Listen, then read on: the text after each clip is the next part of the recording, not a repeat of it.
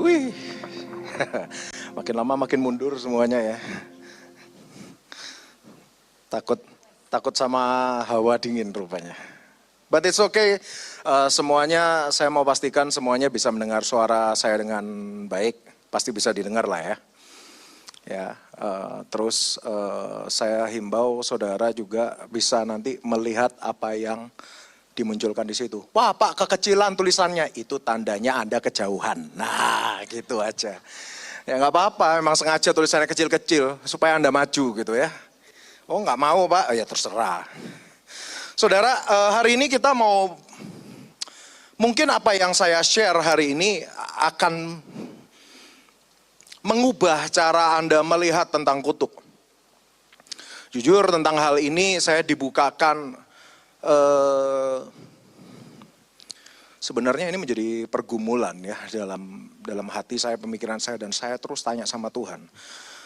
Ada orang-orang yang datang lalu konseling cerita gitu kan, wah aku nih kutuknya udah dipatahkan. Ya sudah ditulis, dirobek, dibakar ya kan, udah capek gitu, udah ditulis lagi, dibakar lagi, ditulis lagi, dibakar lagi gitu kan.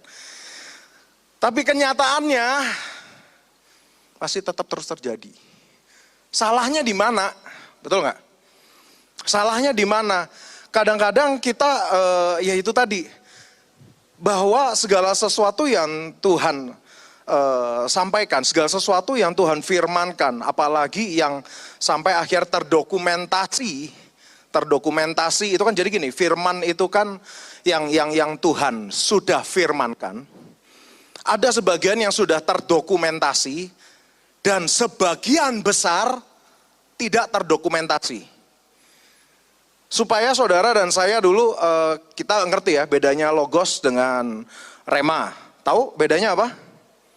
Ujian ini, karena di tempat ini pengertian logos dan rema berbeda dari yang di luar-luar. Apa itu logos? Hah? Bukan yang tertulis. Nah itu loh. Saya ulangi sekali lagi supaya Anda bisa nangkep. Logos adalah keutuhan dari firman. Saya ulangi sekali lagi. Anda mau hafal baik, tapi lebih baik lagi ketika Anda memahami. Kalau Anda bisa memahami dengan baik, percayalah apa yang Anda tangkap akan memerdekakan Anda. Pulang Anda akan masuk di dalam better version dari diri Anda. Ya, keserupaan dengan Kristus, Anda tidak stagnansi di level yang 1 atau level 1,5 atau 2,5. Anda masuk day by day, Anda masuk dalam better version dari diri Anda. Arahnya kemana Pak? Arahnya kepada keserupaan dengan Kristus. Jadi sekali lagi saya ingatkan, logos bukan firman yang tertulis. Apa itu logos? Kalau logos itu adalah firman yang tertulis, saudara. Wah ini kalau saya berhadapan dengan dosen-dosen, saya senang ini. Nggak apa-apa, saya lebih suka di debat gitu ya. Karena lebih baik tahu kalau misalnya ada yang salah kan, bener nggak? Anda juga jangan terlalu percaya saya. Wah kata Pak Kris, ini logos ini bukan yang tertulis. Jangan percaya. Oh logos itu keutuhan firman. Oke, Anda kalau nggak percaya, bagus. Anda uji di pulang. Jangan nggak percaya atau percaya lalu stop. Anda jangan menerima kebenaran hanya berdasarkan siapa yang ngomong. Sekali lagi saya sampaikan. Kalau Anda menangkap kebenaran firman Tuhan hanya berdasarkan siapa yang ngomong, mohon maaf saudara, Anda akan termasuk golongan orang-orang yang mudah untuk diombang-ambingkan oleh angin penyesatan. Oh ya, jadi gimana dong Pak? Anda bukan percaya kepada manusianya, tapi Anda percaya kepada kebenarannya. Maka ketika Anda mengasihi atau mencintai kebenaran, Anda akan membaca kebenaran itu dan terus mengkristalkan kebenaran yang Anda tangkap. Oke? Sehingga ketika itu mengkristal di dalam diri Anda, ajaibnya Anda dan saya akan dibawa sama Tuhan untuk benar-benar terbebas dari dosa. Kenapa saudara dan saya terbebas dari dosa? Apa yang membuat saudara dan saya bebas dari dosa? Pengorbanan Tuhan Yesus di atas kayu salib. Darahnya mendamaikan kita sekali untuk selama-lamanya. Sehingga saudara dan saya dimerdekakan dari dosa. Amin. Terjemahkan, apa itu artinya dimerdekakan dari dosa? Coba, gak pernah mikir kan selama ini kan? Apa itu dimerdekakan dari dosa? Oh Pak, kita dimerdekakan dari dosa Pak, karena sekarang ada yang namanya anugerah. Kita dimerdekakan dari dosa karena ada yang namanya pengampunan. Begitu? Ternyata tidak. Anda akan terkejut. Karena ketika Anda baca di dalam beberapa penjabaran dari Paulus di Korintus dan beberapa penjabaran dari Yohanes murid Yesus di dalam 1 Yohanes, Anda akan kaget betul. Arti dari dimerdekakan dari dosa bukan bicara tentang saudara berdosa terus diampuni lagi.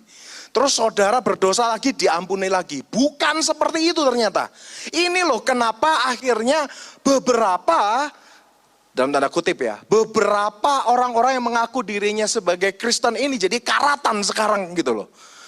Kenapa saya sebut karatan? Anda tidak hidup di dalam kuasa, kerajaan Allah tidak nyata dalam hidup saudara, bahwa ada terus dalam firman Tuhan harusnya di bumi seperti di surga, itu hanya ucapan yang Anda ulang semata-mata, tapi tidak kita hidupi.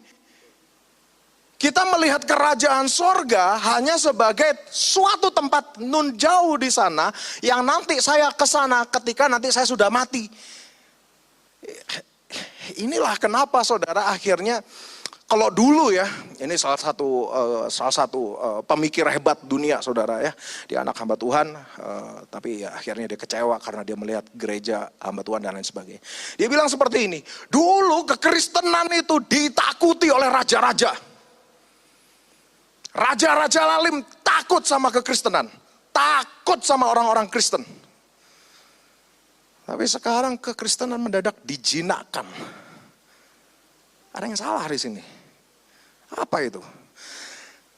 Beberapa kita tidak lagi menguji kebenaran.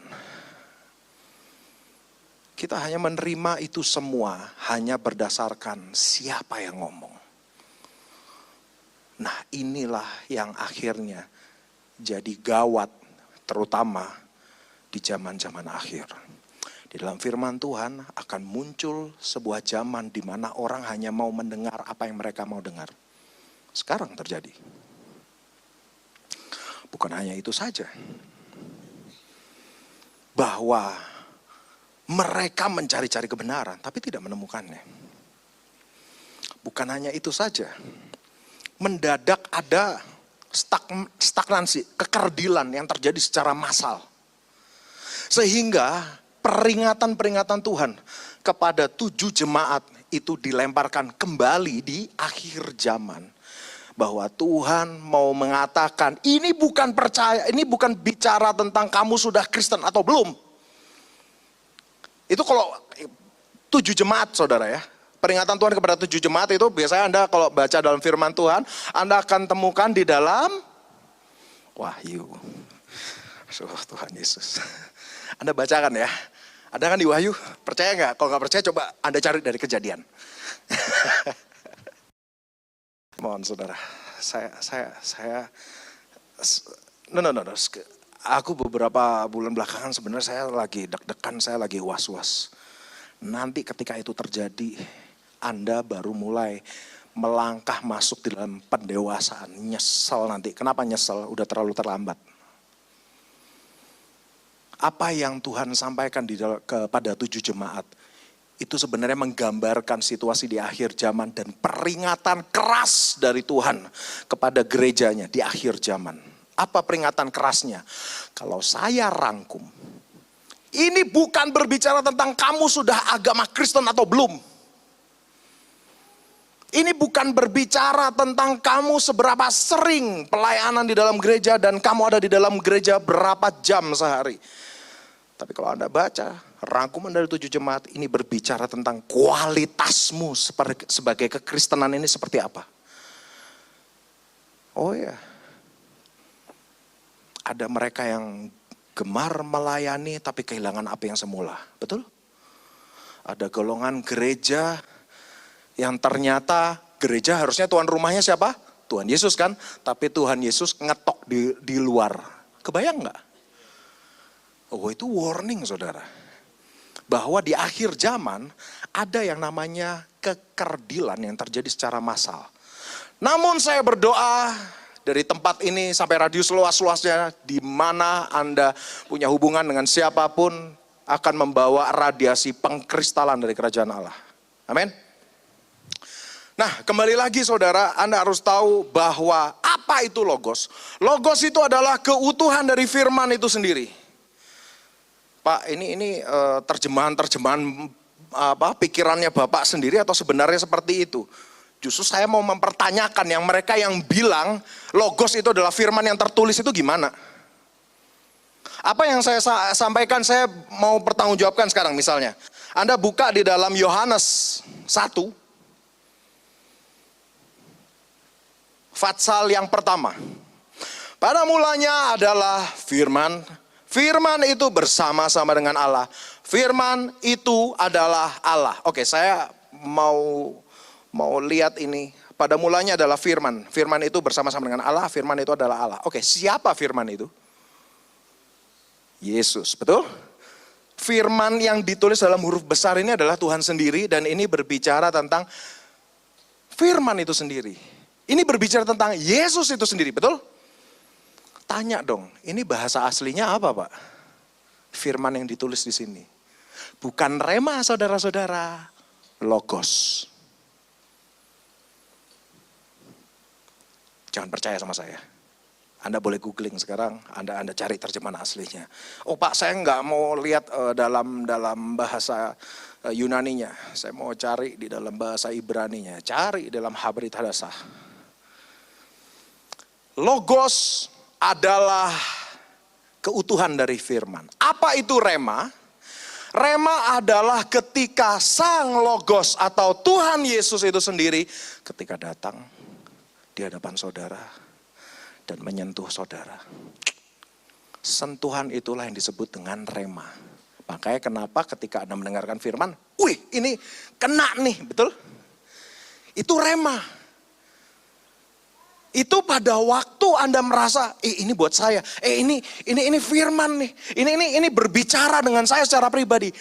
Pada saat yang sama sebenarnya terjadi yang namanya rema dalam hidup Anda. Pada saat yang sama kalau Anda butuh gambaran materialnya, gambaran fisiknya. Pada saat yang sama Tuhan Yesus sedang menghampiri saudara dan sedang menepuk pundak saudara. Oh ya,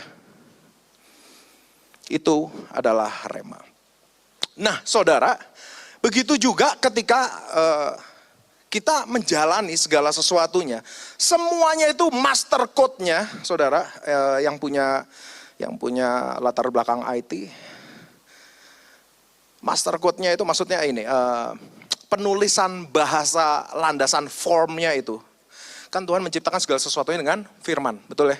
Ini sangat dekat dengan dunia IT sebenarnya, saudara. Karena kita, kalau misalnya Anda membuat aplikasi atau membuat program, Anda tidak drag and drop, enggak.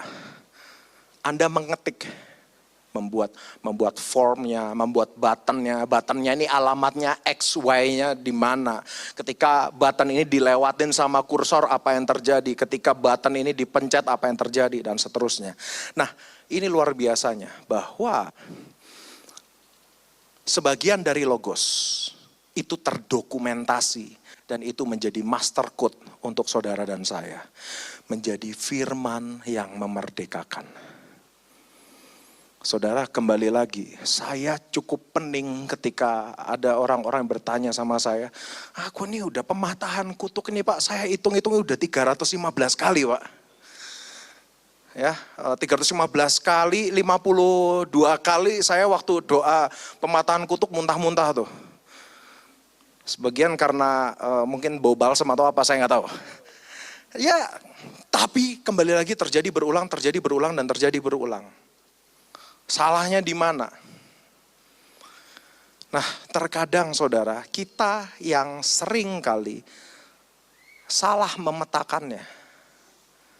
Kita tidak mengerti ini asal usulnya bagaimana dan bagaimana cara memetakannya. Ketika Anda buka di dalam firman Tuhan, saudara,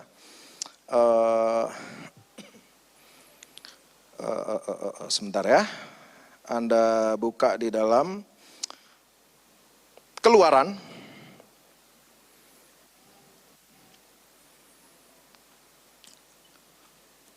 Keluaran 20, sebentar ya, kepotong di sini.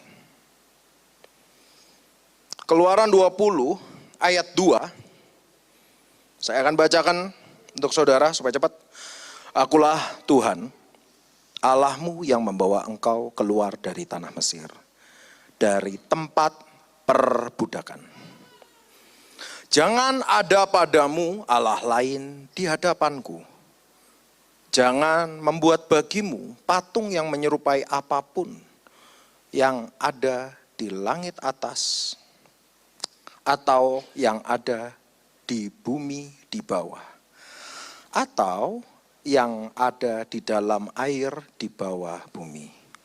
Jangan sujud menyembah kepadanya atau beribadah kepadanya. Sebab aku, Tuhan Allahmu adalah Allah yang cemburu, yang membalaskan kesalahan bapa kepada anak-anaknya, kepada keturunan yang ketiga dan keempat dari orang-orang yang, apa saudara? Membenci aku. Tetapi aku menunjukkan kasih setia kepada beribu-ribu orang, yaitu mereka yang mengasihi aku dan berpegang kepada perintah-perintahku. Oke? Anda, kalau Anda pakai Alkitab beneran, Anda bisa garis bawahi. Tetapi aku menunjukkan kasih setia kepada beribu-ribu orang, yaitu mereka yang mengasihi aku dan yang berpegang pada perintah-perintahku. Oke. Saudara, boleh keluarkan PPT-nya. Dari situ, maka Anda akan cukup sering mendengar pembahasan tentang kutuk turunan, betul?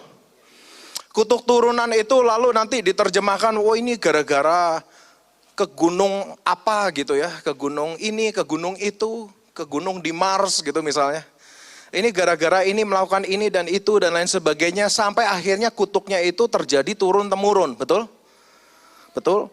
Nah, akhirnya nanti saudara-saudara, nanti yang Anda petakan misalnya, ketika Anda mencoba menuliskan pemetaan kutuk turunan, biasanya apa yang salah satunya yang Anda tulis? Coba, sebut salah satu kutuk turunan yang biasanya ditulis sama orang. Kutuk turunannya, akibatnya kan? Hah? Umur pendek, terus apa lagi? Sakit penyakit, ada lagi? Kemiskinan, apa lagi? Kebangkrutan, kebodohan, oke, dan lain sebagainya. Oke? Nah ini yang akan jadi masalah ketika Anda memetakan dengan cara seperti ini. Anda tidak akan pernah tahu ini asal usulnya dari mana dan bagaimana Anda mematahkannya. Oke, next. Wah, kecil kan tulisannya kan? Ah, kapok kui. Oke, saya akan bacakan. Tenang saudara, saya cukup baik saudara ya, berdoalah. Oke, banyak orang gagal karena mereka sibuk memerangi gejala bukan penyebabnya. Jadi mereka tuh memerangi, mereka tulis, mereka patahkan, katanya mereka doa patahkan, tapi sebenarnya akhirnya tetap berulang, tetap terjadi gitu ya. Itu tuh sebenarnya buahnya, bukan penyebabnya. Kemiskinan itu akibat. Oke? Kebodohan itu akibat. Kecelakaan itu akibat. Umur pendek itu akibat. Ya kan? Terus keluarga yang tidak rukun misalnya, itu akibat. Nah, Anda kalau misalnya cuma potong buahnya, apa yang terjadi? Pada musimnya mereka akan berbuah lagi. Akhirnya, apa yang terjadi saudara? Anda terus melakukan yang namanya ritual pemotongan kutuk terus menerus. Yang sebenarnya akhirnya tidak terpotong sama sekali. Anda hanya merasa lega 1-2 minggu, lalu itu terjadi lagi. Saya mau tanya sama saudara, kita mau jujur, ini bukan bicara tentang iman atau tidak. Kita iman itu landasannya kepada firman Tuhan dan pengalaman secara pribadi dengan Tuhan. Sekali lagi. Jadi kenapa ini berulang saudara? Karena yang Anda gunting itu buahnya. Pohonnya, mohon maaf, masih ada. Akarnya masih ada tuh di dalam. Sehingga saudara, kalau saya menggambarkan ini karena saya orang IT, jadi mohon maaf saudara ya. Saya pakai penggambaran seperti ini. Seringkali yang kita hapus panelnya, klik kita hapus. Kalau Anda yang pernah bikin program saudara ya, Anda bikin program nanti ketika paling deg-degan itu apa? Ketika kita mau execute pemrograman yang kita sudah ketik. Wah, kalau Anda ngetik program itu bisa sampai 900 sampai 1000, 2000, 3000 halaman itu bisa kayak gitu saudara. Paling deg-degan itu apa saudara? Setiap form gitu ya di-execute, wah jalan. Udah gitu form kedua, execute, jalan. Form ketiga di-execute, jalan. Lalu master formnya di-execute, error, pusing tuh. Anda yang ngerti IT, Anda akan ngerti maksud saya seperti apa. Maksudnya seperti apa itu? Nanti dia akan kasih tahu tuh errornya, di baris keberapa, terus penulisannya seperti apa. Tapi selama ini yang kita salah adalah warning errornya itu yang kita hapus. Tapi kode yang ada di dalamnya kita tidak buang. Ada orang-orang yang cukup konyol, akhirnya apa? Yang dikasih warning ini hanya sekedar dibalikin terus dikasih tanda kurung. Jadi itu tetap ada tapi dilewat ketika execute. Mohon maaf saudara, ketika itu benar-benar di running 100% tetap akan terjadi errornya kembali lagi. Nah inilah yang terjadi ketika kita kerjakan yang namanya pematahan kutuk tapi kita nggak mempelajari lebih lanjut apa yang kita mau potong dan bagaimana kita memotongnya. Oke? Jadi saudara, akhirnya apa yang terjadi? Ya mau diputar berapa kali pun ya errornya akan tetap keluar. Oke, next. Nah, saya padahal sudah rubah, ini bukan mitos saudara ya. Tapi ini ada sebagian ya. Ada sebagian bahwa kutuk itu terjadi secara supranatural, itu memang ada. Hereditary itu maksudnya apa? Diturunkan tuh. Turun-temurun, itu memang ada. Tapi bukan dengan pemahaman Anda kayak di film-film horor tuh. Nanti mendadak ada jin ya, mendampingi Anda gitu ya. Wah dia lagi jalan, tak jegal kakinya supaya jatuh ke sandung gitu kan. Bukan seperti itu. Tapi saya mau kasih tahu, lebih mengerikan dari itu. Saya sedang mau membuka tirainya. Bagaimana cara mereka bekerja. Oh ya, saya cukup kaget ketika ada membaca satu firman. Bahwa tadi disampaikan bahwa Tuhan membalaskan kesalahan Bapak kepada anak-anaknya, keturunan ketiga sampai keempat.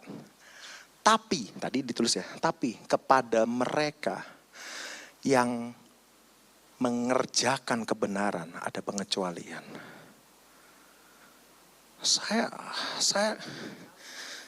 No, di dalam ini.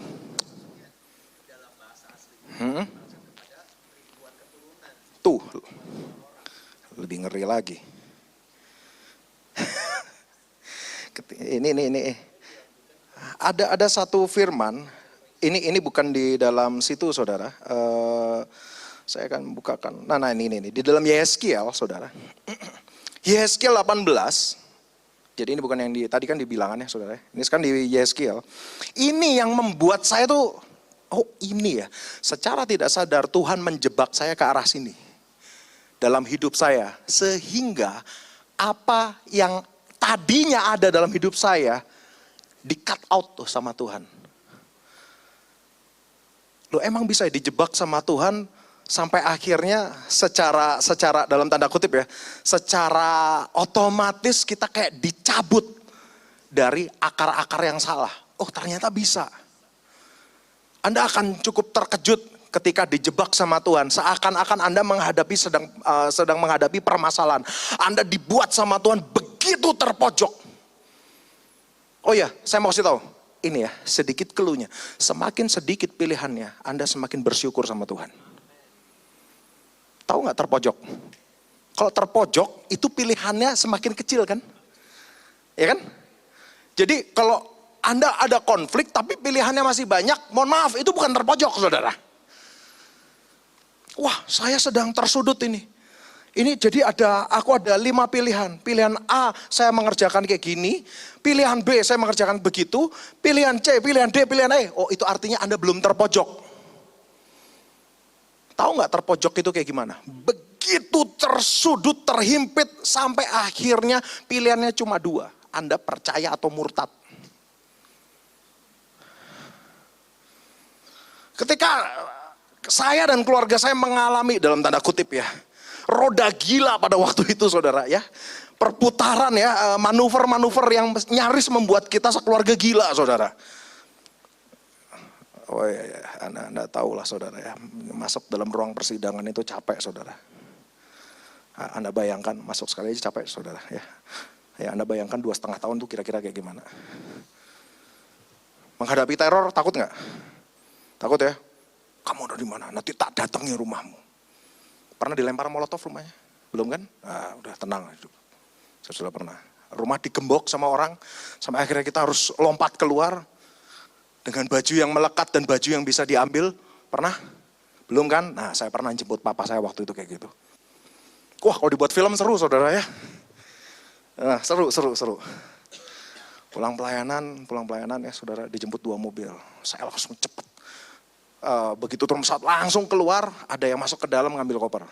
Udah gitu ketemu di mall, udah gitu ganti mobil, baru pulang. Wah seru saudara, bisa kayak gitu saudara. Ya, nggak usah ngalamin kayak gitu. Ya udah saya cukup aja, udah nggak usah. Anda nggak usah ngalamin kayak gitu. Kalau Anda ngerti akhirnya kristal apa yang dikeluarkan di situ, Anda cukup mengcopy dan Anda terjemahkan dalam kehidupan Anda, dan Anda nggak perlu sampai terpojok seperti itu untuk bereaksi benar. Serius. Pada waktu itu saya berpikir bahwa saya ini bergantung pada Tuhan. Ternyata saya ini bukan bergantung sama Tuhan, saya ini bersandar kepada Tuhan. Tahu bedanya? Saya bersandar dengan kursi ini. Ini bersandar. Maka secara fisika, berat badan saya tumpuannya F-nya jadi 2. Terbagi 2. Yang satu di sini, satu di sini. Tahu nggak bedanya bergantung? Ketika bergantung, ini kursi di atas, tumpuannya cuma tangan ini yang nempel. Oh beda nggak saudara? Beda saudara. Mendadak ketika Anda terpojok, pilihannya cuma 2. Anda tetap berpegang sama Tuhan, atau Anda lepaskan ini semua. Semakin Anda terpojok, kenapa saya bilang semakin enak? Karena Anda nggak bisa milih terlalu liar. Semakin banyak pilihannya, semakin banyak kemungkinan yang salah. Tapi semakin terpojok, semakin pilihannya semakin sedikit.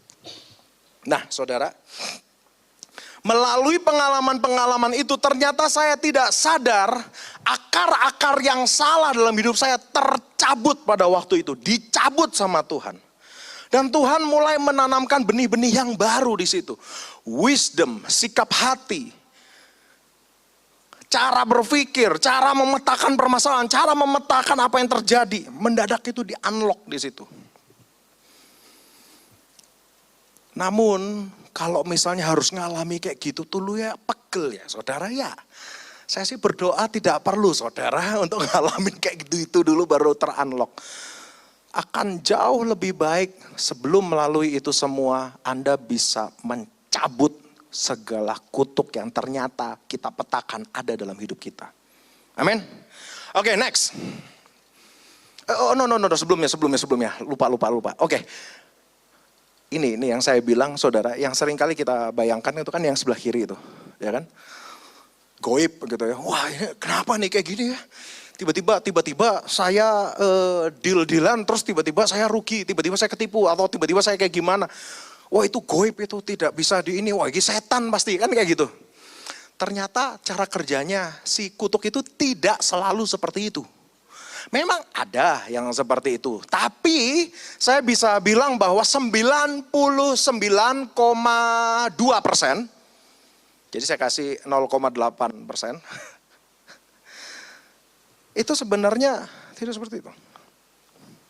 99,2% ternyata tidak seperti yang dibayangkan kebanyakan kita, cara pandang kita tentang setan dan lain sebagainya. Namun lebih ngeri lagi, apa yang terjadi? Mereka taruh itu, mereka tancapkan itu di jaringan DNA Anda.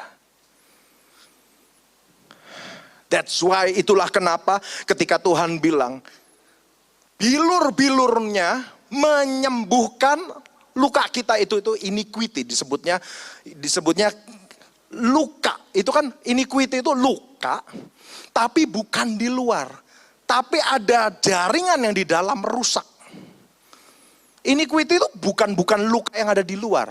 Akhirnya iniquity itu orang akan ngerti bahwa iniquity itu akhirnya kecenderungan orang untuk melakukan kejahatan-kejahatan tertentu. Oh, maksudnya gimana itu Pak? Bahwa ternyata kutuk itu ternyata tiba-tiba bisa ada di DNA kita. Oke, next. Nah, inilah yang terjadi ketika kita tidak menyadari, saudara. Ketika kita tidak menyadari, saudara, akhirnya apa? Kita hanya fokus kepada buahnya yang untuk dikutuk ini, yang kita potong yang mana? Oh, kemiskinan ya, yang kita perangi kemiskinannya. Namun, apa yang membuat kemiskinan itu terjadi, kita tidak telaah, kita tidak petakan. Bisa ngerti maksudnya, saudara? Akhirnya, mohon maaf saudara, saya mau kasih tahu. Ketika seseorang terjebak di dalam kemiskinan, yang saya bilang kemiskinan ini mohon maaf ya, benar-benar kemiskinan saudara. Yang saya bilang kemiskinan ini benar-benar kemiskinan, bukan bicara tentang hidup di bawah rata-rata, tapi jauh di bawah itu. Ketika saya bilang bicara tentang kemiskinan, di tempat itu ada seorang ibu bisa menjual anaknya. Itu kemiskinan yang mengerikan saudara. Apa yang terjadi di dalam keluarga yang seperti itu? Saya mau kasih tahu saudara. Bentuk karakter orang tua meresponi permasalahan. Orang kalau misalnya dalam keadaan terpojok, akhirnya apa? Senggol bacok terus tiap hari, betul nggak? Betul nggak saudara? Ngerti nggak sih senggol bacok? Wow, saya ini udah kebacok berapa kali Pak? Tahan bacok. Oke, next. Nah ini saudara. Ketika seseorang ini tidak menyadari saudara, akhirnya senggol bacok terus. Anak yang dilahirkan di situ, ya, sebelum dia keluar saudara, kita berpikir ini anak adalah kertas kosong, betul nggak? Anda terima kertas kosong nggak hari ini? Nggak, oke. Kalau gitu Anda buka notes, di handphone Anda masing-masing, oke? Ketika Anda buka notes di handphone Anda masing-masing, Anda akan menemukan notes kosong di situ. It's okay Pak, yaudah pakai notes aja berarti, supaya cepat. Oke, pakai notes, sorry. Soalnya nanti, yaudah nggak apa-apa, pakai notes aja, pakai notes. Itu dibagikan nanti untuk dibawa pulang, PR. Besok kita kerjakan lagi. Oke, notes, Anda tulis. Kehidupan yang seperti apa yang Anda mau. Gampang nggak? Gampang ya? Nah permasalahannya, ketika kita dilahirkan keluar blek dalam bentuk bayi, apa yang ada dalam hidup kita tuh tidak seperti notes yang kosong itu. Tidak seperti kertas kosong yang nanti akan dibagikan.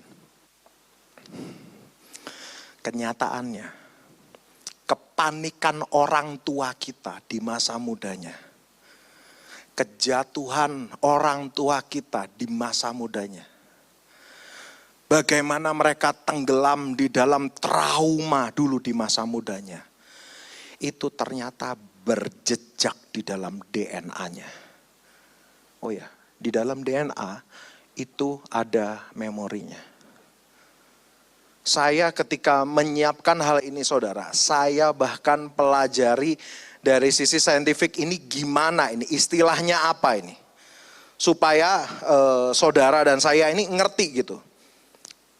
Jadi ketika ini saya mencoba untuk merangkum ya, banyak orang mengira DNA kita itu seperti naskah kosong. Jadi ketika kita lahir, ya udah DNA itu cuma memberikan ciri-ciri fisik saja, mata biru, mata merah gitu ya. atau rambut warna apa, ya kan, mulai rontok umur berapa. Saya juga cukup stres tentang itu, oke nggak apa-apa. Kenapa kamu lari daripadaku gitu kan, kalau ngelihat rambut rontok gitu waktu mandi, rambut lama sabaktani gitu kan. Mengapa engkau meninggalkan aku gitu kan. Guyon saudara ya. Nah kita berpikir DNA ini hanya menyimpan coding untuk menyusun bentuk fisik kita. Ternyata tidak. DNA ini juga merekam cara kerja hormon-hormon, kelenjar hormon Anda. Nah kalau misalnya si DNA ini merekam bagaimana metabolisme Anda, cara kerja hormonal Anda, artinya DNA Anda juga merekam karakter. Saya serius saudara, ini anak saya ini kan rada aneh saudara. Gak ada yang ngajarin kan, gak ada yang ngajarin. Pulang sekolah saudara mendadak membugilkan diri sendiri saudara. Terus lari-lari dengan celana dalam doang saudara ya. Wah pakai bajunya, wah dia kayak gitu saudara. Mamahnya bertanya, siapa ngajarin kayak gini? Mama saya yang jawab, dulu Kris ya kayak gini katanya. Astagfirullah, saya mempermalukan diri sendiri. Gak apa-apa saudara ya. Wes hilang malunya. Tapi orang kan bertanya, ini siapa ngajarin kayak gini, betul ya? Loh, saya nggak ngajarin dia waktu bayi loh. Nak, nanti umur sekian nak. Tiap pulang sekolah nak. Kamu buka bajumu, lari-lari ke rumah sendiri, teriak-teriak, ketawa-ketawa, gitu. Gitu ya nak ya, supaya kamu kayak papa, gitu. Apakah seperti itu? Tidak. Rupanya apa yang saya kerjakan dulu terekam di DNA saya. Dan mohon maaf, sebelum Azriel ada, proses di mana Azriel itu turun dari surga saudara, itu ada di zigot saya, ada di jaringan sel saya, yang akhirnya menjadi jaringan penyusun sel-selnya dia. Jadi beberapa karakter kebawa. Jadi ketika saya bilang kertas kosong ini, tulis kehidupan apa yang Anda mau, Anda tulis ya. Nah, enak kan nulisnya, karena kertas kosong. Permasalahannya, kita dalam bentuk bayi pun itu udah bukan kertas kosong. Dan ketika saya pelajari, exactly sama yang tertulis dalam firman Tuhan. Exactly, saya sampai kaget. Itu tuh sampai 4 generasi di atas itu kerekam di DNA kita. Trauma-trauma kakek buyut kita di masa lalu, itu terekam di dalam DNA-nya dan ternyata itu diturunkan. Mendadak ada orang-orang yang ketika melihat mobil dengan lampu bulat tiba-tiba deg-degan dan ketakutan gitu ya. Loh, emang ada Pak yang kayak gitu-gitu? Ada. Loh, itu kenapa itu tidak bisa dijelaskan? Oh itu ada setannya. Enggak. Rupanya dulu kakek buyutnya pernah dikejar-kejar sama tentara Jepang misalnya. Dan salah satu tandanya adalah yang membedakan mobil Belanda dan mobil orang-orang Jepang misalnya lampunya yang bulat dan kotak misalnya. Mereka bisa panik tuh. Kenapa kamu takut? Iya nggak bisa dijelasin tuh. Kenapa saudara? Kenapa kok misalnya sistem tubuh saudara dan saya bisa merekam memori reaksi yang ada di 4 generasi di atas? Kenapa? Karena itu mekanisme pertahanan diri manusia seperti itu. Saya cukup kaget ketika saya mempelajari tentang ini. Ada yang namanya jejak kimiawi dan ini ada di dalam DNA kita. Dan itu ternyata merekam sampai 4 generasi di atas. Loh, ini kan sama kayak di firman Tuhan loh.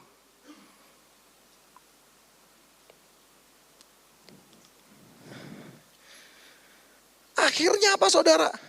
Kita bukan dengan kertas kosong. Ada karakter-karakter bawaan. Iniquity. Apa tadi istilahnya tadi bukan kecenderungan untuk jatuh di dalam dosa tertentu. Sehingga itu kalau misalnya saya bilang itu tuh di hardware-nya tuh, genetiknya tuh. Oke, next. Ini rangkuman semuanya. Next. Nah, ini dia. Genetik dan epigenetik. Jadi hardware-nya di dalam DNA Anda itu ada stempel-stempel dari masa lalu kakek buyut kita, saudara. Nah, nanti kita akan belajar sama-sama bagaimana memetakannya, dan paling luar biasa bagaimana untuk bukan hanya memetakan tapi mematahkan. Bukan hanya mematahkan, tapi kita masuki benih-benih yang baru, yang ilahi. Sehingga Anda tidak mewariskan kutuk kepada anak cucu Anda, tapi Anda blessing yang Anda wariskan. Amin. Nah ini ya, trauma masa lalu misalnya, kemiskinan ekstrim, kekerasan, ketakutan dan lain sebagainya. Sehingga apa saudara, hormon kortisolnya tinggi terus. Ya kan? Jadi keadaannya super waspada dan super takut terus menerus. Nempel tuh di DNA. Saya mau kasih tahu, setiap sel di dalam hidup Anda, per 5 tahun itu ganti total. Saya ulangi sekali lagi. Kan kita ini kan disusun dengan miliaran sel. Ya kan? Ternyata begitu juga tulang. Oh ya serius, begitu juga tulang. Ternyata setiap harinya selalu ada regenerasi sel. Apa itu regenerasi sel? Sel yang lama akan membusuk dan akan keluar. Entah itu di urin, di feses, keringat, ataupun yang Anda potong, Anda garuk, mereka kebuang. Betul kan? Jadi ada sel-sel yang akan membusuk dan keluar. Lalu akan muncul sel yang baru. Betul ya? Sehingga 4 tahun atau 5 tahun setiap hidup kita, sebenarnya kita punya sel yang baru. Anda yang sekarang sel-selnya baru semua kalau dibandingkan 5 tahun yang lalu. Loh kok bentuknya sama Pak? Karena ada kode DNA yang mempertahankan bentuk dan sifat ketika ini semua menjadi satu jaringan. Itu adalah DNA. Mumet kabeh tahu aku. Tahu. Yes. God please help us.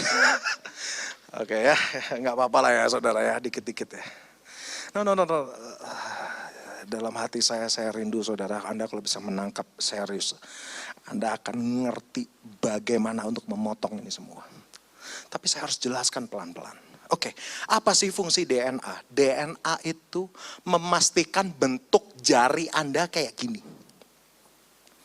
DNA merekam bentuk wajah Anda seperti ini. Bentuk tangan Anda seperti ini. Sehingga ketika luka, kan akan terjadi regenerasi sel ya, betul? Lalu selnya akan bertumbuh, sampai kapan dia bertumbuh? Sesuai dengan kode DNA-nya. Oh, udah selesai nih tumbuhnya, maka dia akan berhenti bertumbuh, lalu akan tertutup dengan kulit.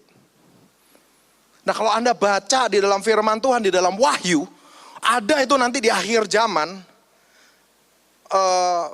ada batu jatuh dari langit, udah gitu keluar belalang-belalang, betul ya? Belalang-belalang itu berbaju sirah besi, terus berekor seperti skorpion, betul ya? Kalajengking. Dan mereka tidak membunuh manusia, tapi apa? Menyiksa manusia. Saya tuh, waduh, nanti kapan-kapan dah saya bahas tentang hal ini. Tapi kira-kira kayak gini, katakanlah Anda Yohanes. Ya, Anda Yohanes, Anda berada di zamannya Yohanes. Anda nggak pernah lihat ini namanya Mike, oke? Anda nggak pernah lihat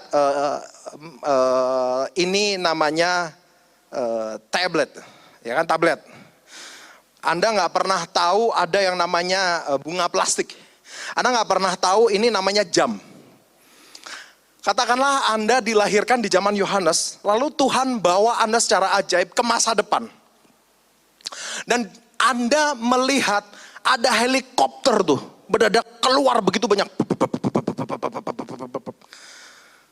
Dan dia menyerang suatu tempat, tapi tidak membunuh orangnya. tapi merusak semua jaringan DNA orang-orang itu. Cukup familiar? Radioaktif. Disemprot cairan radioaktif satu kota. Mati nggak? Enggak. Tapi mendadak di sikutnya keluar jari, saudara, 3 hari kemudian. Tahu nggak, radioaktif itu merusak kode DNA. Membuat akhirnya orang nggak sakit apa-apa. Mendadak kalau luka, dia tumbuh jari tuh. Bisa tumbuh mata tuh di situ. Iya, semengerikan itu. Iya, kenapa ada istilah mutan? Karena apa? Kode DNA-nya berubah. Nah, katakanlah Anda hidup di zaman Yohanes, terus Anda ngeliat helikopter melakukan itu, kira-kira apa yang Anda tulis? Oh, saya melihat helikopter gitu. Enggak. Kayak belalang. Bunyinya seperti, kan ditulis bunyinya seperti apa? Genderang perang. Kira-kira kalau Anda dilahirkan dari zaman Yohanes, dan Anda melihat helikopter, kira-kira Anda tulis apa tuh? Saya melihat helikopter. Enggak, saudara. Tapi udah kapan-kapan saya bahas itulah. Wah. Bahas yang sekarang dulu, saudara ya. Ini yang krusial, saudara. Nah, tapi inilah yang terjadi ketika jaringan DNA Anda rusak karena radioaktif. Mendadak, saudara. Mendadak alis Anda akan tumbuh terus. Anda bisa sisir tuh alis ke belakang, saudara. Mendadak yang harusnya berhenti bertumbuh, tumbuh terus, saudara. Kebayang, saudara? Loh, gigi ini kan ya udah tumbuh segini udah gitu udah kan. Enggak, nih tumbuh terus, saudara. 3 bulan sekali dipangur. Pangur kok apa bahasa Indonesia? Apa? Ya itulah dipangur gitu ya. Kalau orang Jawa Timur, orang Bali kan tahu dipangur gitu ya, di giginya diratain. Ya kan? Mendadaknya harusnya berhenti bertumbuh, tumbuh terus. Hidungnya tambah panjang. Sampai hidungnya bisa Anda selempang ke belakang gitu. Anda bisa bayangkan. Loh, kenapa tubuh Anda menyimpan bentuknya seperti ini walaupun Anda jatuh misalnya. Begitu sembuh kan balik lagi.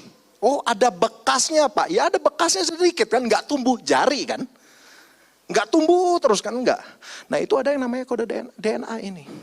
Dan ternyata, saudara, bukan hanya cairan radioaktif atau zat radioaktif yang bisa merubah DNA Anda. Setiap apa yang Anda dan saya alami itu tuh tercetak di DNA itu, saudara. Kortisol yang melebihi batas terus menerus. Dan bagaimana ketika Anda stres lalu terjadi, misalkan tahu ya saudara, dalam keadaan stres tinggi, yang kamu pengen makan apa? Nanyanya biasa aja dong. Loh, gua nanyanya biasa aja.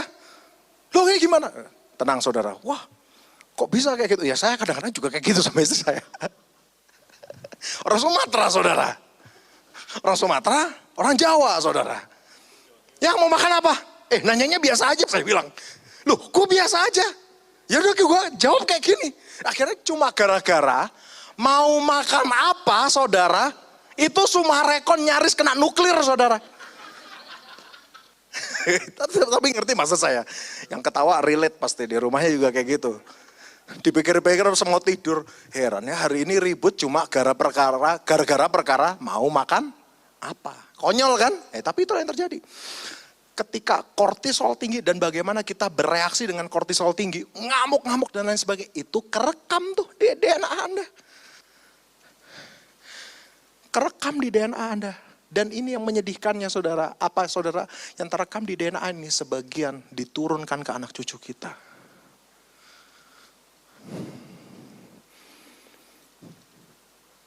Ini bukan cuma sumbu pendek saja, termasuk kemalasan, kecerobohan, sikap acuh tak acuh kita, kesombongan kita. Bagaimana kita berhadapan dengan konflik, lalu kita membawa diri kita seperti apa, itu kerekam di DNA Anda. Dan kecetak, dan ternyata diturunkan. Ngeri gak, saudara? Dan itu ya, terus masih ada sisanya sampai ke generasi keempat, baru itu akan memudar. Tergantung itu yang generasi keempat, dia ngadepin apa. Apakah membangkitkan lagi, maka itu akan turun lagi.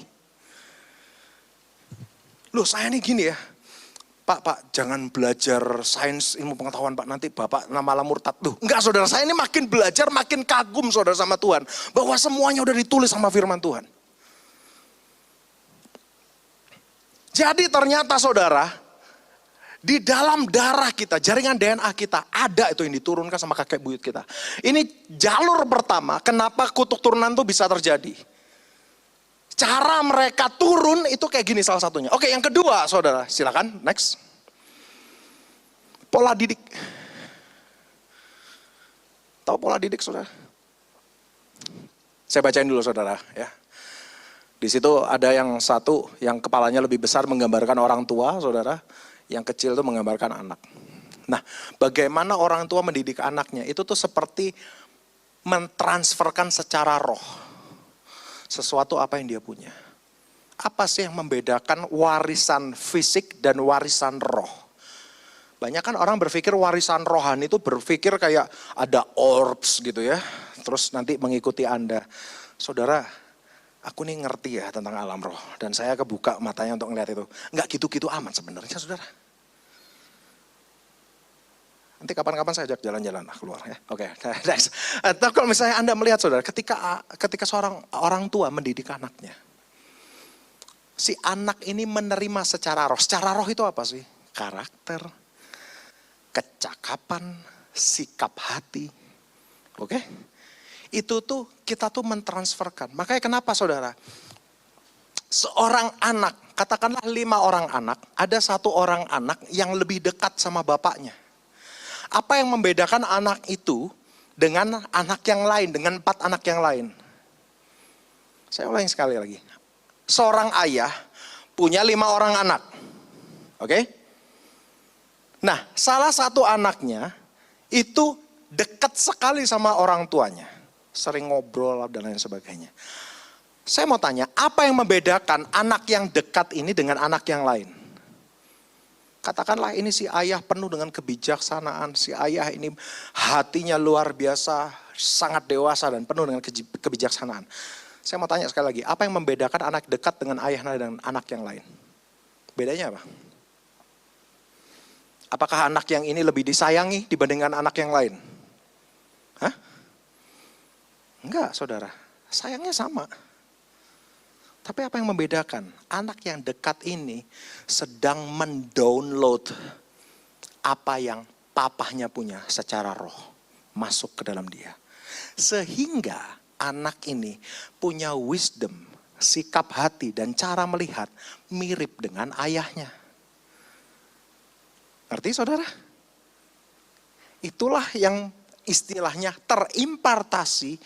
Bagaimana murid-murid Yesus terimpartasi dari apa yang Yesus punya, Anda akan membaca, dikenali mereka adalah orang-orang Galilea yang hidup bersama Yesus. Ngobrol bareng Yesus, terimpartasilah itu. Nah, pola didik ini saudara, ternyata bukan hanya mentransfer yang roh yang baik-baik saja. Ternyata kutuk juga ketransfer melalui pola didik ini. Pola didik yang salah. Misalnya contohnya si anak ini melihat. Yang tadi yang saya bilang tuh, gara-gara mau makan apa? Nanyanya biasa aja, gue biasa aja. Si anak ini kan itu termasuk pola didik. Memberi contoh. Betul nggak? Si anak ini secara logika mereka tahu ngomong bentak-bentak itu salah. Namun, saya mau kasih tahu saudara, itu bukan terekam di logika benar atau salah, tapi terekam di logika copying karakter. Jadi karakternya ke copy itu. Benar atau salahnya sih tahu itu salah. Tapi terduplikasi itu. Jadi nanti ketika dia gede, ada tuh peristiwa kayak gitu. Mau makan apa? Ribut gara-gara mau makan apa? Naik mobil. Mau makan di mana? Terserah. Wah kan. Itu kita nggak tahu tuh ya, nenek buyut kita mungkin yang dulu zamannya Nuh pernah kayak gitu mungkin ya. Makanya kita semua banyak yang ngalamin gitu ya. Makan di mana? Terserah. Yaudah kita makan di situ ya. Aduh di situ tempatnya panas. Yaudah ya makan di situ. Di situ makanannya kurang enak. Yaudah kamu mau makan di mana? Terserah. Ngerti saudara? Terduplikasi saudara, terekam di bawah sadar dan kebawa ketika mereka dewasa, akhirnya mereka mengulangi hal yang sama. Makanya saya bilang tentang kutuk kemiskinan, kebangkrutan, itu tuh buahnya. Anda kalau mau memetakan kutuk, Anda jangan cuma ngambil buahnya terus dibuang. Enggak, Anda harus tebang pohonnya. Yang pertama-tama, Anda harus tahu bagaimana ini tertransfer dan bekerja dalam hidup kita. Dulu ketika orang tua kita mengalami konflik misalnya dengan keluarganya, itu modelnya kayak gimana? Apa yang membuat mereka bangkrut? Apa yang membuat mereka jadinya gagal? Keserakahan kah? Ego kah? Kesombongan kah? Ada tuh yang membuat akhirnya kebangkrutan bisa terjadi. Nah itunya yang Anda harus pelajari. Bahwa kutuk itu bekerja seperti virus saudara. Akhirnya si anak ketika melihat orang tuanya seperti apa, mereka ngasih contoh saudara. Jangan tiru papa ya, ini salah, tapi tetap dikerjain. Akhirnya apa? Si anak niru. Pada waktu dia sudah punya anak, jangan tiru papa ya, ini papa salah, tapi tetap dikerjain. Akhirnya turun-temurun terjadi. Bisa ngerti ya? Oke, next. Lalu ada yang terakhir saudara, ini ada salah satu jalur lagi, yaitu apa saudara? Network ini lingkungannya saudara. Lu itu akan mempengaruhi, makanya ada yang kutuk terjadi atas seseorang karena lingkungannya, cara berpikirnya juga seperti itu.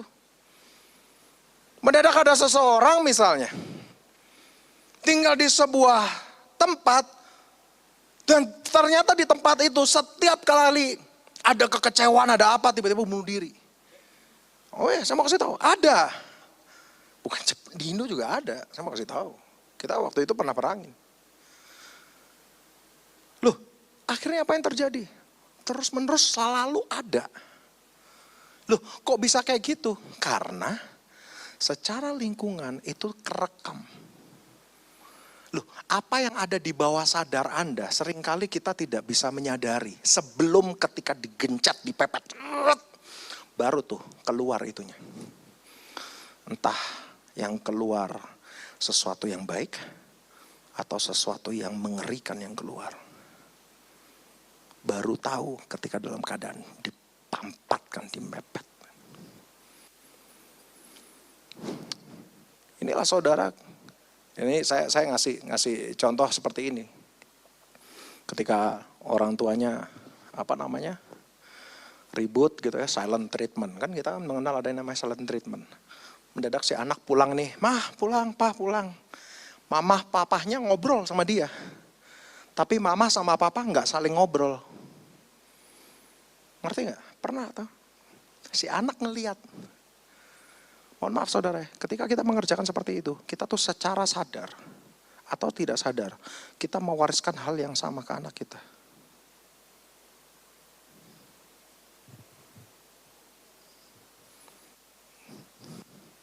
Anda mau mewariskan sesuatu yang baik.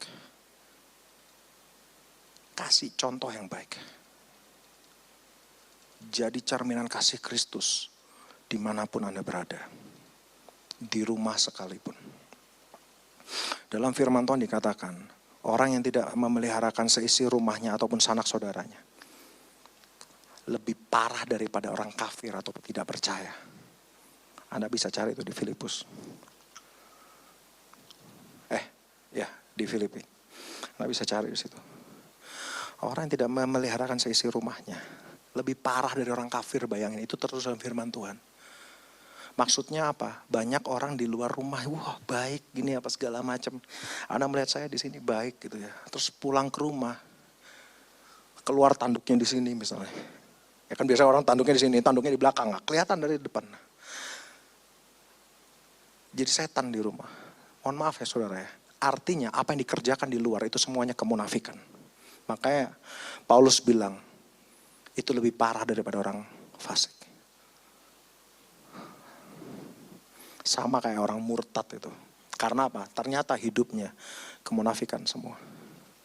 That's why kenapa? Kasih contoh di rumah. Jadi papa di rumah. Jadi istri bagi pasanganmu, jadi suami bagi pasanganmu, jadi ayah untuk anak-anakmu, jadi ibu untuk anak-anakmu. Di rumah. Jadi saluran kasih Kristus. Anda akan menyelesaikan kutuk ini, saudara. Next.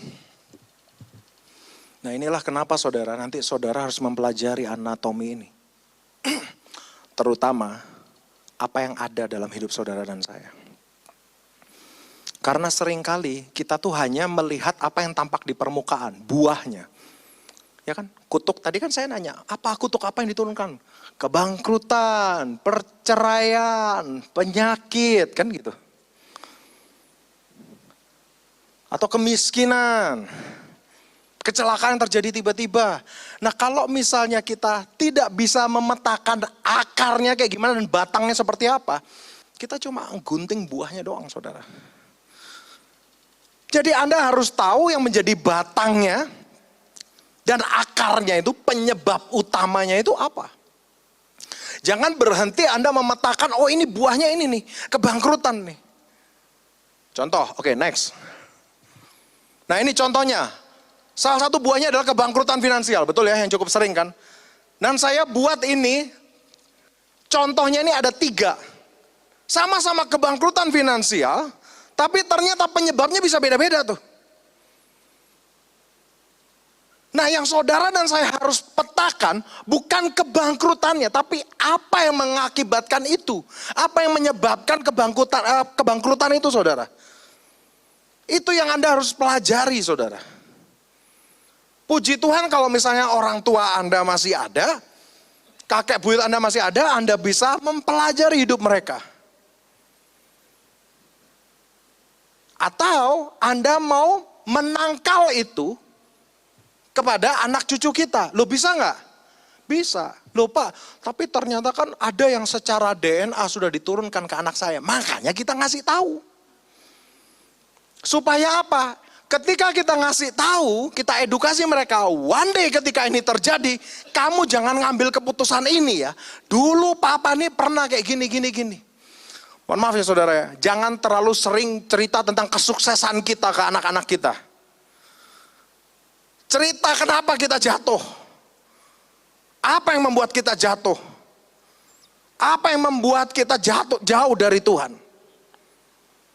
Si anak akan belajar, karena gini ya, itu cara berpikir kebalik sebenarnya. Karena saya dulu belajar di IT di Northanio, saudara. Cara mikir itu kalau IT itu harus kebalik gitu. Maksudnya harus kebalik itu gimana? Bukan ketika Anda mempelajari sesuatu, bagaimana supaya ini berhasil ke sini gitu ya. Cara mikirnya bukan gitu. Tapi cara mikirnya gini, apa yang membuat ini gagal ke tempat ini gitu loh. Sehingga saudara dan saya tahu yang ini harus dihindari. Kalau wah ini berhasil, akhirnya jadi naif. Tahu gak saudara naif? Wah yang penting pede kan gitu. Yang penting yakin, wah itu gawat tuh saudara.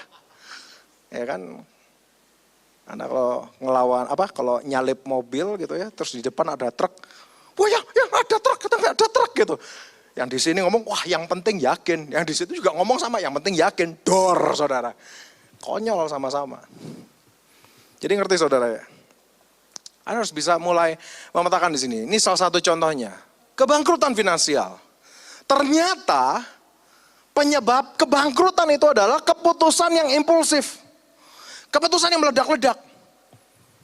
Keputusan meledak-ledak tuh tahu nggak? Jadi dia nggak mikir secara ngitung gitu loh. Wah kenapa dia kayak gini? Yaudah buat keputusan kayak gini. Berdasarkan kemarahannya. Wah dia baik, rekrut berdasarkan kesenangannya. Wah ini bagus nih, saya promosikan. Berdasarkan hanya karena orang ini dia enak diajak ngomong. Bisa ngerti saudara? Itu impulsif. Akhirnya, bangkrut. Jangan kaget. Jadi ngerti maksudnya saudara? Ini salah satu contohnya, kebangkrutan ada yang karena keputusan bisnis impulsif ini. Oke, kalau gitu kita lihat nih akarnya gara-gara apa? Ternyata akarnya gara-gara trauma. Ngerti saudara? Jadi scarcity mindset itu, jadi gini, kecemasan yang secara ekstrim pengen untuk diterima sama orang. Ya kan? Sehingga apapun yang dikerjakan, itu adalah panggung pembuktian buat dia. Nah, Saul, iya benar. Semua yang dia kerjakan hanya berdasarkan pembuktian. Nah itu akarnya. Anda nggak mau buahnya muncul, suntik mati akarnya. Beresin yang ada di sini. Contoh yang kedua, sama kebangkrutan finansial juga. Tapi ternyata karena apa? Sering ditipu. Ada ya saudara ya? Heran ya Pak ya, aku nih kok sering banget ditipu gitu misalnya. Atau nggak tegaan kalau temennya datang, bro cepek dulu dong gitu ya. Pinjam cepek gitu ya. Pinjam dulu 100. Kan Anda akan cukup waspada, tiba-tiba teman dari TK, SD tiba-tiba datang gitu ya. Ke rumah, wah ngobrol enak-enak gini, tiba-tiba, bro sebenarnya gue mau ngomong sesuatu. Wah ada apa ini? Tiba-tiba dia ngelus-ngelus paha. Jadi gini ya bro ya, wah itu udah bahaya tuh.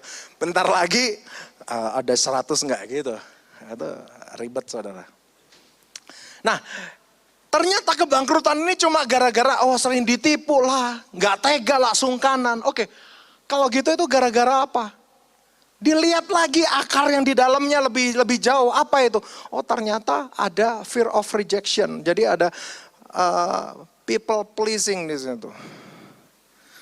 Terus mungkin ada kecerobohan di situ. Nggak mau ngelihat, nggak mau ngitung. Pak, emang harus dipetakan sejauh itu? Iya. Kalau Anda tahu monster yang harus Anda taklukkan di dalam diri Anda. Kalau Anda tahu monsternya, Anda tahu bagaimana menaklukkannya. Mohon maaf saudara, selama saya tidak tahu bahwa saya ini sombong, saya nggak ngerti bagaimana menundukkan diri saya dan belajar kerendahan hati. Selama saya tidak tahu saya ini serakah, saya nggak ngerti cara bertobatnya gimana. Jadi kenali monster yang ada di dalam diri Anda dan jinakkan itu.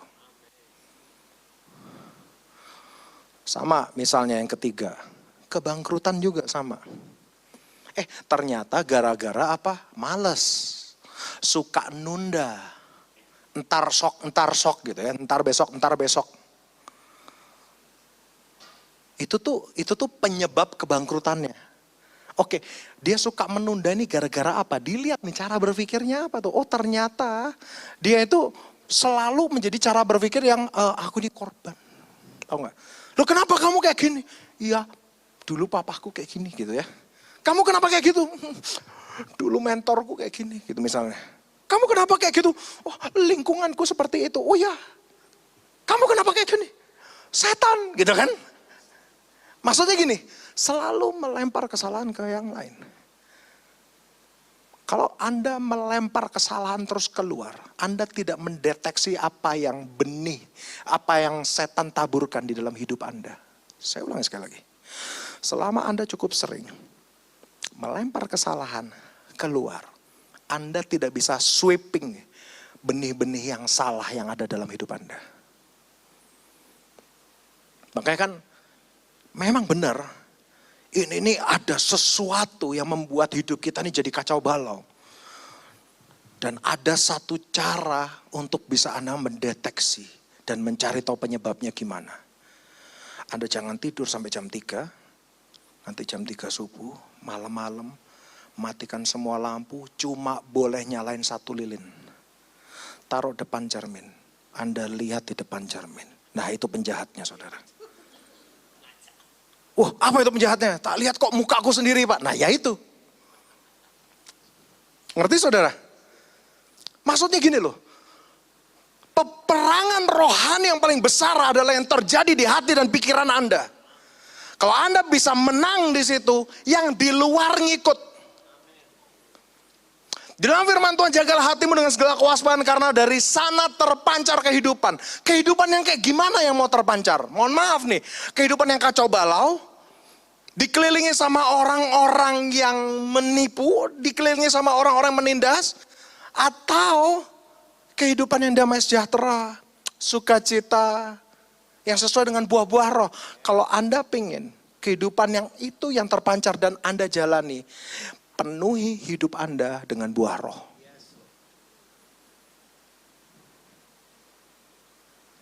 Itu akan terjadi secara otomatis. Oh, damai sejahtera, sukacita. Sukacita itu bukan ketika tiba-tiba rekening Anda nambah, wah aku merasakan buah roh sukacita. No. Anda tahu buah roh sukacita itu ada dalam hidup Anda atau tidak ketika Anda terhimpit. Masih ada nggak sukacita itu?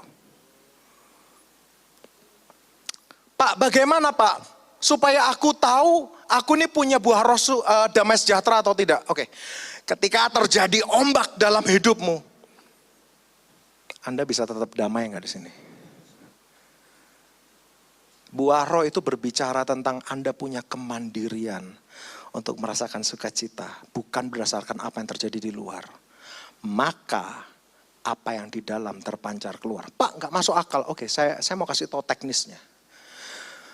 Ketika Anda tidak memiliki damai sejahtera di dalam sini, maka kita akan menjadi orang-orang yang gampang panik. Terjadi ombak, lalu kita panic attack. Apa yang terjadi ketika panic attack? Seringkali kita mengambil keputusan yang bodoh.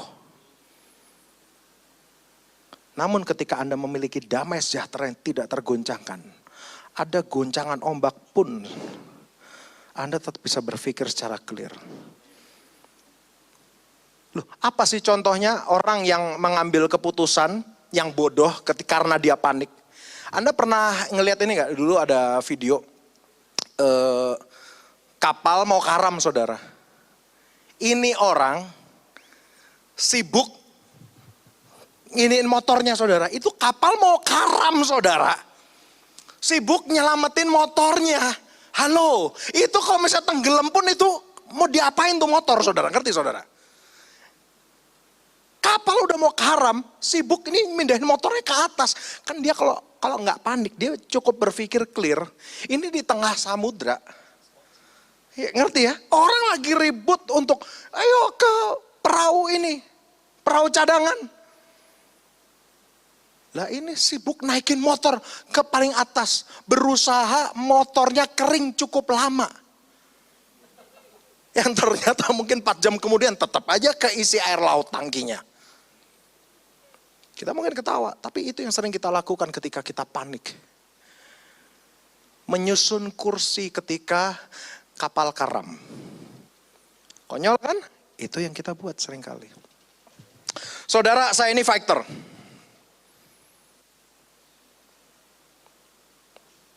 Puji Tuhan, suaminya Maria juga suka berantem, jadi kita bisa berantem baik-baik. Ya kan, berantem baik-baik gak apa-apa dong. Ya kan, asal jangan berantem gara-gara konflik, ya jangan. Kalau berantem baik-baik kan sparring, bener ya? No, gini. Tahu gak saudara, ketika saya berhadapan dengan seseorang dan sparring sama saya, kasih saya waktu 2 menit, saya tahu ini orang pernah berantem apa enggak. Setelah 2 menit saya tahu nih orang pernah kenalan sama tangan enggak nih, hidung sama rahangnya. Karena apa? Kalau orang nggak pernah berantem, tapi belajar bela diri nih. Wah ini belajar bela diri Pak, bertapa 300 tahun gitu ya, entah itu ya umur berapa gitu. Tapi nggak pernah berantem. Wah kalau ketemu, kan ada ya, selalu kita tuh waktu zaman dulu sekolah tuh selalu ada temennya kayak gini. Oh coba kamu pura-puranya giniin pisau ke saya gitu ya. Nah kalau ada pisau, wah set ada kayak gitu ya saudara.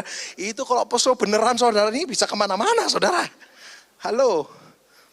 Tuh kamu kalau dipalak pakai pisau, dimintain handphonemu, gimana? Ya udah kasih lah saudara. Jangan konyol gitu. Tapi kan selalu ada orang yang, wah secara teori ya ini ditangkap gini. Wah kalau dia mau set gitu ya. Coba sparring. Tangkep nih, deg. Begitu kena tuh, Ya kan, orang kalau Mike Tyson bilang ya, semua orang tuh punya rencana, semua orang tuh punya plan sebelum hidungnya kena tonjok. Begitu hidungnya kena, dang, hilang semua plannya saudara. Ngerti saudara? Kenapa saya tahu? Karena begitu orang ini nggak pernah kesentuh nih mukanya. Tiba-tiba di dalam pertarungan kena sambit tulang kering misalnya. Ekspresinya berubah tuh. Mendadak matanya terbuka lebar. Ya, ada biasanya ada reaksi yang langsung kayak mau nangis. Ada matanya kebuka lebar, mukanya merah, wah langsung gaya renang bebas saudara. Ada. Ngerti saudara? Akhirnya apa yang terjadi? Dia sedang mencelakakan dirinya sendiri. Dia melakukan gerakan-gerakan konyol yang justru mencelakakan dia. Dia tidak berpikir secara clear. Dia sudah tahu teorinya tangan dekat sama VIP, dekat sama muka.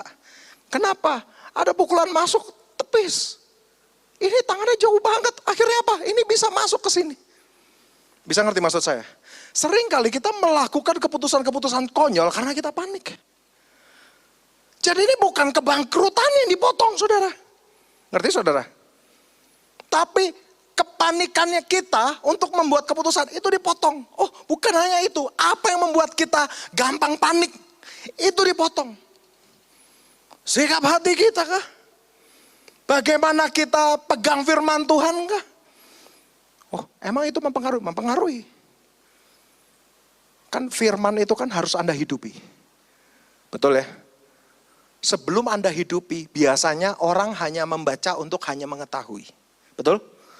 Setelah Anda mengetahui, wow begitu banyak hal luar biasa ya, lalu orang kesaksian, wow luar biasa ya. Anda mencoba untuk percaya, betul? Setelah Anda mencoba untuk percaya, Anda mencoba untuk melangkah sedikit demi sedikit Anda jalani firman itu, betul nggak? Nah itu step by step. Nanti Anda sampai di titik, Anda tahu firman itu ya dan amin itu sampai di titik mana. Itu sudah menjadi logika Anda. Apa yang mengendap di dalam hati dan pikiran Anda berbeda dengan roh-roh dunia. Apa itu roh-roh dunia? Cara berpikir dunia kebanyakan. Karena Anda tahu master code-nya apa. Saudara, saya berharap dari sini nanti mulai Anda pelajari. Jadi bukan kebangkrutan yang Anda tulis untuk Anda potong. Anda pelajari apa yang membuat kebangkrutan itu. Bukan hanya karakter apa yang membuat kebangkrutan, tapi ini nih diakibatkan dari sikap hati yang seperti apa. Anda tulis itu. Anda akan mengerti apa yang harus Anda petakan dan Anda buang dalam hidup Anda. Oke, next. Oke. Dan oke. Sebelum kita nanti membahas untuk bukan hanya memetakan tapi kita harus memotong saudara. Anda harus ngerti tentang hal ini. Setelah Anda memetakan akarnya, Anda mulai mengambil keputusan dalam hidup Anda bahwa apa yang aku jalani harusnya bukan mode autopilot. Tahu nggak saudara mode autopilot itu seperti apa? Di dalam firman Tuhan ada dua jenis manusia. Ada anak-anak gelap, ada anak-anak terang. Anak-anak gelap mereka tidur. Di dalam bahasa Inggrisnya dikatakan sleepwalker. Kayak zombie saudara. Kita mungkin ketawa, wah zombie. Ada emang zaman sekarang? Banyak. Anda dan saya harus masuk di mode on, sadar. Sadar itu kayak gimana? Seperti anak-anak terang. Dia sadar. Anak-anak gelap tidak sadar. Pak, bagaimana Pak saya tahu bahwa saya sadar atau tidak sadar? Oke, begini. Di dalam satu hari minimal saudara, Anda minimal ya, minimal. Anda sudah mengambil kira-kira, saya kemarin melihat statistiknya, di bawah 300 minimal ya, di bawah 300, di atas 200 keputusan dari banyak pilihan. Loh emang keputusan apa aja yang Anda buat? Contoh, Anda pakai baju warna apa? Contoh, ketika Anda mandi, sabunnya ke pundak dulu atau ke perut dulu? Itu contoh kan? Contoh. Contoh lagi, ketika Anda nyetir, disalip, reaksi Anda langsung klakson, atau dipepet gitu misalnya. Ya, itu banyak hal yang ternyata kita kerjakan, ternyata mode autopilot. Kita tidak menyadari. Loh, kenapa kamu marah? Wajar dong. Dia ngomongnya nggak enak sama saya. Loh, ngerti maksudnya saudara? Itu nggak wajar. Dia ngomongnya nggak enak, itu urusan dia. Tapi keputusan Anda, marah atau tidak, itu tetap keputusan Anda. Contoh satu lagi. Loh, kamu kenapa ikut-ikutan minum misalnya? Mabuk-mabukan, kamu ikut-ikutan pakai drugs, kenapa? Iya, saya dibujuk sama teman saya. Selalu paling enak kita nyalain orang. Loh, kamu dibujuk sama temenmu untuk make, tetap yang memutuskan make atau enggak itu siapa? Kita. Ngerti saudara? Jadi kita tuh harus ngerti setiap keputusan dan reaksi yang Anda keluarkan itu berdasarkan apa? Karena ketika itu mode sistem autopilot ini jalan terus, mohon maaf saudara, Anda akan membiarkan itu terjadi dalam hidup Anda. Sehingga kegagalan, kebangkrutan, kekacauan atau apapun itu yang tadinya ada dan siap diturunkan untuk dieksekusi, akhirnya terjadi lagi. Saya berdoa saudara, Anda ngerti tentang hal ini. Ini bukan berbicara tentang kutuk perceraian. Kita patahkan di dalam nama Tuhan Yesus. Yes, Anda harus patahkan itu dalam nama Tuhan Yesus. Namun Anda harus pelajari kenapa itu bisa terjadi. Di atas-atas kita. Kenapa itu bisa terjadi? Kemarahankah? Salah fahamkah? Apapun itu. Anda mulai petakan saudara. Oke, next. Sehingga saudara, wah ini nanti besok deh. Oke, stop dulu. Besok kita akan lanjut saudara. Ya besok Zoom tuh. Hari ini menjadi PR dulu buat Anda. Supaya besok untuk kita melakukan pematahan tentang hal ini. Anda sudah ada tuh apa yang Anda mau patahkan. Ingat ya saudara ya. Mulai Anda petakan dengan cara yang benar. Bukan kebangkrutannya. Tapi apa yang menyebabkan kebangkrutan itu terjadi? Bukan kecelakaannya yang terjadi turun-temurun, tapi apa yang menyebabkan kecelakaan itu terjadi? Kecerobohankah? Apakah gara-gara buru-buru? Tuh, ada loh yang turun-temurun sering kecelakaan. Ini ada dulu. Ya, pernah ini sama saya, pernah berpartner dengan saya. Itu turun-temurun sering kecelakaan. Tapi saudara, kalau misalnya dilihatin, ternyata apa saudara? Gampang panik saudara. Gara-gara gampang panik, akhirnya turun-temurun. Sering, nanti tiba-tiba jatuh gara-gara apalah, jatuh gara-gara apa. Nah itunya harus dipelajari. Sehingga kalau misalnya Anda sudah memetakan nih, apa saja nih yang harus Anda patahkan, termasuk akarnya. Akar itu gini ya. Penyebab kebangkrutannya apa, itu kan karakternya, betul ya? Nah, penyebab karakter itu seperti apa, itu tuh sebenarnya penyebabnya tuh sikap hatinya, saudara. Ya kan? Bisa ngerti, saudara? Saya sederhanakan dengan itu ya. Anda petakan misalnya, oh ini yang mau dipatahkan misalnya kebangkrutan. Karakter apa saja yang mengakibatkan dulu kebangkrutan itu terjadi? Perpecahan di dalam keluarga kah, konflik kah, ego kah, atau apapun itu. Karakternya Anda tulis. Nanti baru Anda telaah, apa sikap hati yang mengakibatkan karakter ini muncul. Misalnya kesombongan, serakah, itu kan dari dalam. Nanti yang keluar ke karakternya, egonya itu, nah itu nanti Anda petakan lagi. Jadi ini kita harus beresin dari sikap hatinya yang paling dalam nih kayak gimana. Sekali lagi kenapa saya bilang ini cukup penting. Selama kita tidak menyadari monster yang ternyata ada dalam hidup kita. Kita selalu melempar kesalahan dari orang lain. Kenapa kamu kayak gini? Oh iya lingkunganku dulu saya kayak gitu. Kenapa kamu kayak gini? Iya dulu aku disakiti sama si Anu. Kenapa kamu kayak gini? Dulu aku kayak gini. Kita terus menyalahkan pihak yang ada di luar, sementara kita tidak menyadari benih-benih si jahat yang ternyata sudah bertumbuh di dalam. Ini akan sangat bahaya sekali, saudara. Saya berdoa tidak perlu kita mengulangi kesalahan yang sama. Amin, saudara. Sebab, saya akan tutup dengan firman ini, saudara. Di situ dikatakan bahwa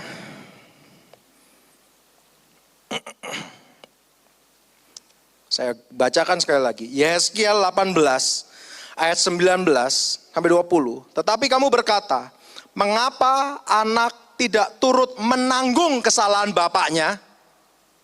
Oke, Yehezkiel 18 ayat 19. Tetapi kamu berkata, kenapa anak tidak turut menanggung kesalahan bapaknya? Artinya dia memutuskan itu kan, kutuknya kan. Kenapa? Karena anak itu melakukan keadilan dan kebenaran, tetap mengikuti segala ketetapanku dan melakukannya, ia pasti hidup. Orang yang berbuat dosa harus mati. Anak yang tidak menanggung kesalahan anak tidak akan turut menanggung kesalahan bapaknya, dan bapak tidak akan turut menanggung kesalahan anaknya. Orang benar akan menerima berkat kebenarannya, dan orang fasik akan menanggung kefasikannya. Saya mau kasih tahu saudara, ketika ditulis dalam firman Tuhan, kesalahan bapak ditimpakan ke anak-anaknya, terdengar seperti tidak adil. Terdengar seperti Tuhan itu sadis. Enggak, Tuhan itu bukannya sadis, bukannya tidak adil. Tuhan sedang menjelaskan, ketika seorang ayah melakukan sebuah karakter yang jahat, dia sedang memberi contoh ke anaknya. Dan anaknya akan niru. Bukan kesalahan bapaknya, nanti bapaknya menanggung akibatnya kan, betul kan? Kenapa anaknya menanggung akibatnya juga? Simpel, karena anaknya ikut melakukan juga akhirnya. Loh, kenapa sampai keturunan keempat kok akhirnya menanggung akibatnya? Simpel, karena keturunan yang keempat ternyata mengerjakan juga kesalahan bapaknya. Saya cukup terkejut ketika saya pelajari secara DNA itu tercetak dan itu sampai keturunan keempat itu kerekam ke anak cucu kita. Saudara, saya mau berdoa. Kita sama-sama minta hikmat, saudara. Kita besok akan lanjut. Nanti kertas yang sudah disiapkan bisa dibagikan ke teman-teman semua. Ada ya Pak ya? Cukup ya? Nanti Anda baca baik-baik kertasnya, saudara. Kertasnya kosong. Iya kan? Nanti Anda tulis kehidupan yang kayak gimana yang Anda mau. Di baliknya Anda petakan apa yang terjadi dalam hidup Anda dan apa yang ternyata ada dalam hidup Anda. Baru nanti besok kita akan patahkan sama-sama. Amin, saudara. Ya, Zoom.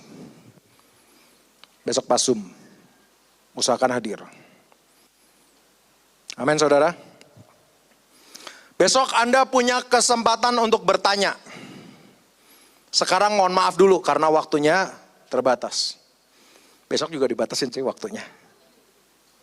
Tapi gini loh saudara, saya ini rindu apa yang Anda kerjakan itu benar-benar bisa Anda nikmati buahnya.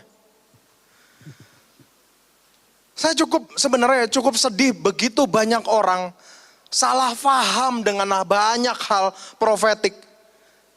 Serius saudara, bahwa ketika Tuhan membukakan banyak hal yang profetik itu sangat-sangat powerful. Ketika kita ngerti cara ngerjainnya. Tapi begitu banyak orang yang salah paham, akhirnya apa? Capek di luar saudara. Tapi ngelihat sebenarnya banyak hal, dia ngalamin tidak menikmati apa yang dia kerjakan. Terulang lagi. Kan banyak orang kayak gitu. Aku patahkan kemalasan, tapi tetap besok malas lagi gitu. Nggak bisa saudara. Harus ada action yang harus Anda kerjakan saudara. Nanti saya akan bukakan besok. Anda akan ngerti kenapa kita dibuat sama Tuhan merdeka dari dosa. Dan itu benar-benar membuat saudara dan saya terlepas dari kutuk ini. Saya mau kasih tahu kenapa saudara. Ketika Anda dan saya punya pergaulan dengan Tuhan. Pergaulan kayak gimana ini? Besok saya akan bahas. Tapi saya kasih gambaran besarnya dulu. Ketika saudara dan saya punya pergaulan dengan Tuhan. Di titik tertentu, Anda akan benar-benar merdeka dari dosa. Bukan karena Anda itu dihindarkan dari cobaan-cobaan. Bukan karena godaan-godaannya nggak ada. Bukan. Tapi ketika godaannya ada, cobaannya ada, bahkan Anda nggak kepikir untuk melakukan dosa itu. Itu loh, maksudnya dimerekakan dari dosa. Gimana itu untuk bisa sampai di titik itu? Karena ketika Anda sampai di titik itu, saudara, percayalah, Anda akan nikmati yang namanya dijebak sama Tuhan itu kayak gimana. Anda akan merasa bersyukur ketika Anda dikepung dengan kemesraan yang dari Tuhan. Itu mengubah Anda dari dalam. Ketika saya jabarkan kayak gini, ruwet kan, pusing kan. Tulis dulu aja, besok kita kerjakan sama-sama. Ada kunci jawabannya. Amin. Dengan kertas yang sama dibagikan hari ini, Anda tulis apa yang Anda petakan. Kutuk turunan apa yang Anda dibukakan sama Tuhan Roh Kudus ini ternyata ada ini. Jadi gini cara nulisnya, misalnya kebangkrutan, seret, Anda tarik garis, karakter apa yang mengakibatkan kebangkrutan. Oh itu malas, oh itu bodoh, oh itu ini, oh ini. Nanti Anda seret tarik garis lagi, sikap hati apa yang mengakibatkan kemalasan ini, sikap hati apa yang mengakibatkan yang namanya kebodohan ini. Anda tulis. Besok kita akan kerjakan sama-sama. Amin. Ku ingin selalu bersekutu denganmu. Tuhan, kami mengucap syukur Tuhan. Kami mengucap syukur Tuhan, Kau bukakan banyak hal hari ini Tuhan. Ketika Engkau bukakan di dalam nama Tuhan Yesus, ini sudah waktunya kami memasuki dimensi yang baru bersama dengan Engkau. Hamba terus minta Tuhan roh hikmat, wahyu, pengertian turun setiap kami Tuhan. Hamba berdoa di dalam nama Tuhan Yesus, setiap benih-benih yang sudah kami terima, tidak ada satupun yang mandul, tidak ada satupun yang kering, tidak ada satupun yang sia-sia. Semuanya berakar dengan sempurna, bertumbuh dengan sempurna, dengan percepatan yang dari Tuhan, dan berbuah lebat di dalam nama Tuhan Yesus. Tuhan Roh Kudus, kami mau bilang Tuhan, kami gak bisa tanpa Engkau Tuhan. Saudara, ketika kita naikkan nyanyian ini, biarlah itu keluar dari dalam hati kita. Kita minta secara khusus Tuhan, Engkau bertahta, berdaulat dalam hidupku. Makasih Tuhan, makasih Tuhan, makasih Tuhan. Ku ingin selalu bersekutu dengan, menikmati hadiratmu, biarkan rohmu tinggal dalam hidupku.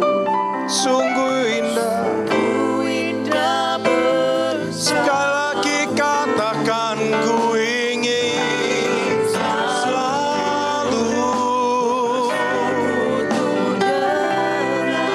Kami gak bisa tanpa Engkau.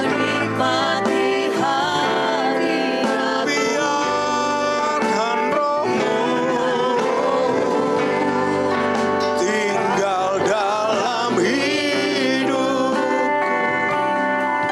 Sungguh indah bersama, sungguh indah, sungguh indah bersama, sungguh indah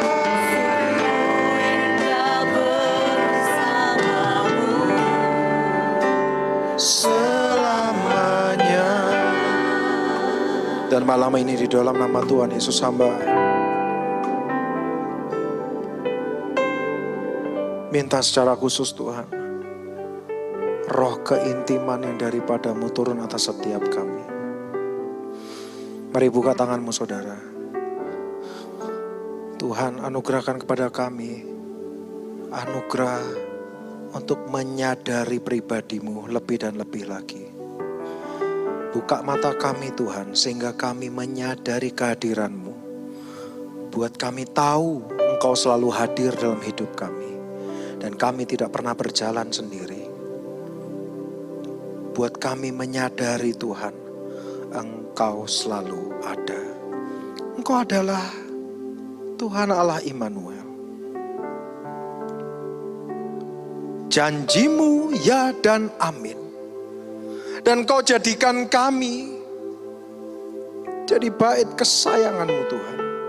Bahwa hari ini kami secara khusus minta Tuhan, Engkau bukan hanya hadir dalam hidup kami, tapi Engkau berdaulat, bertahta dalam hidup kami, dalam nama Tuhan Yesus. Ini adalah bait-bait kesayangan-Mu Tuhan. Kemah keintiman-Mu dipulihkan di dalam nama Tuhan Yesus. Dan bawa kami semua untuk bisa mengenal Engkau secara pribadi. Menyadari setiap hadir-Mu Tuhan dalam hidup kami. Menangkap setiap hembusan-Mu dalam hidup kami. Dan bisa menangkap bahasa-Mu dalam hidup kami dalam nama Tuhan Yesus. Roh hikmat yang dari Tuhan bertahta dalam hidup saudara dan saya. Memimpin setiap langkah yang kita kerjakan. Sebab tanpa Tuhan kita nggak bisa apa-apa. Taruh itu di dalam hati dan pikiran Anda. Dan taruh dalam hati dan pikiran Anda bahwa hidupku ada untuk menyenangkan hati Tuhan. Bahwa itu sampai tersinkronisasi. Bukan Anda buat-buat, tapi itu menjadi sikap hati Anda. Dan Anda akan melihat banyak hal yang akan berubah yang Anda alami bersama dengan Tuhan. Anda akan melihat Tuhan bukan hanya sebagai yang memberikan apa yang Anda mau. Tapi hanya Tuhan yang Anda mau. Di titik itu Anda akan ngerti, the Lord is my shepherd, I shall not want. Tuhan adalah gembalaku dan aku udah gak pengen apa-apa lagi kecuali Tuhan. Tuhan cukup dalam hidupku.